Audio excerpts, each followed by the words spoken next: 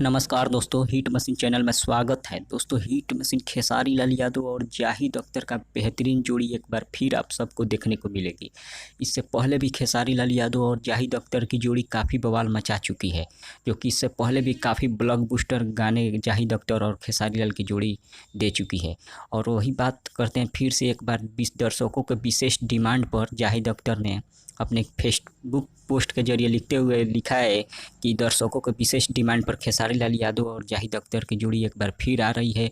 और जो संगीतकार इसका ये गाने का है तो वो है विनय विनायक जी, जो कि सोनी म्यूजिक रीजनल पर यह गाना आएगा।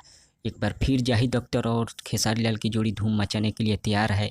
अब इसके बारे में आप सब क्या क्या कहना है कमेंट के जरिए बता सकते हैं। लेकिन यह गाना काफ़ी ज़बरदस्त होने वाला है। और बस बने रहिए वीडियो के साथ। धन्यवाद।